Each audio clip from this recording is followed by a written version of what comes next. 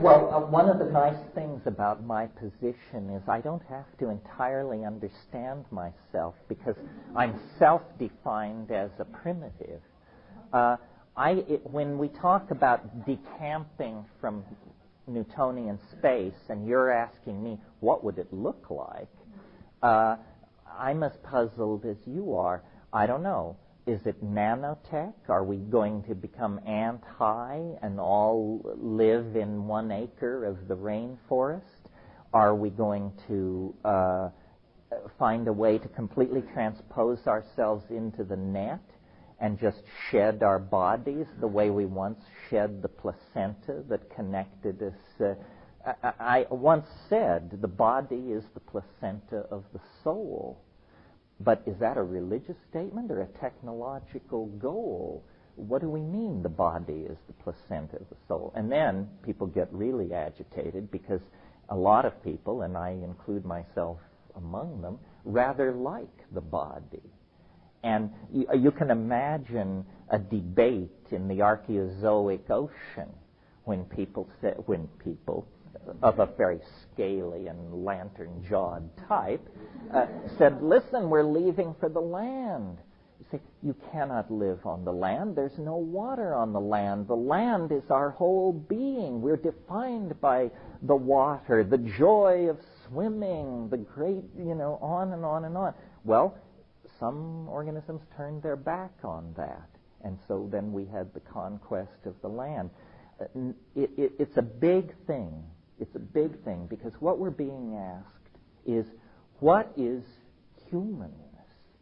What can you discard and still be human? Can we discard our bodies and still be human? Can we discard our ethics and still be human? I'd rather keep my ethics and get rid of the body. But, we are sexual creatures. What is life? What is sex without a body, for crying out loud? How does that work and look? But it is really not ours to decide. We have grabbed hold of a tiger several billion years ago. Nature is a bootstrapping process, and it seems fairly unsentimental. There's no tears shed for the great sauropods that once stalked the planet. They were wiped out in an asteroid impact. That allowed the arise of the angiosperms and the mammals. We are the children and the inheritors of a planetary catastrophe. If this planet hadn't been wrecked 65 million years ago, we'd still be here. We wouldn't be here. Well, then what is our position on planetary catastrophe? We're in the process of making one. Is it so that 65 million years in the future, an organism filled with love and justice and intelligence will look back at our skeletons in the shale and say, well, they had a good thing going, but if it hadn't been for their extinction, we wouldn't be here. The very large scale is very large indeed. One of the things that's so interesting about the visionary plants is that they give you a large, large picture. I think the vegetable mind views death in a different way.